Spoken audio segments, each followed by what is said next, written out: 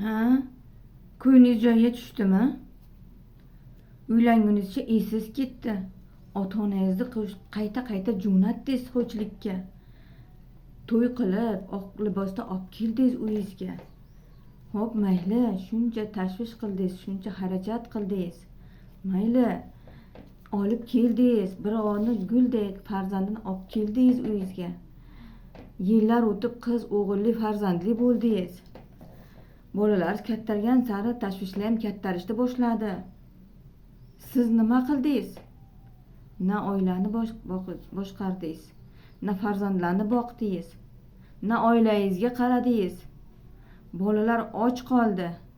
Ayolingiz nima qildi? Ko'chaga chiqdi. Rossiyalarga borib ishladi. Pul topdi, bola chaqasini boqdi. Oilasini boqdi. Uy-joy qildi. Qizini yerga berdi, o'g'lini uylantirdi. Keyin Rossiyadan kelgandan keyin endi rohatida yashayman desa, siz nima qildingiz?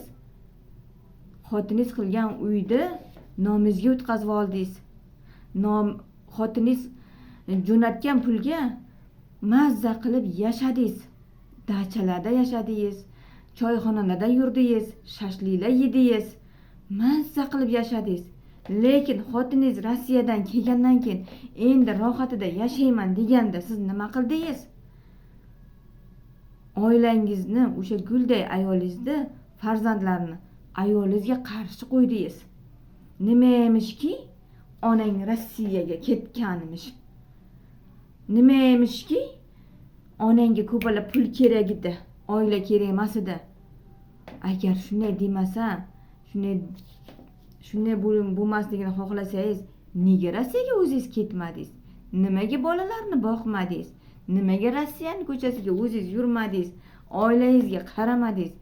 Qaysi yuz bilan xotiningiz jo'natgan puldagi o'yinni nomingizga o'tkazib oldingiz? Bolalarni miyasini zaharlaganingizgacha nima emishki, onang nimalardir qilib yurgan, kimlar bilandir yurgan.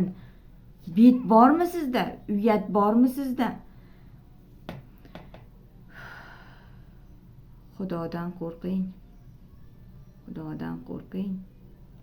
Oson bo'lmagan pul topib uy-joy qilish. Oson bo'lmagan ayol holida o'zga yurtlarda yurish. Mayli, farzandlar ham bir kun tushunib yetar. Sizchi?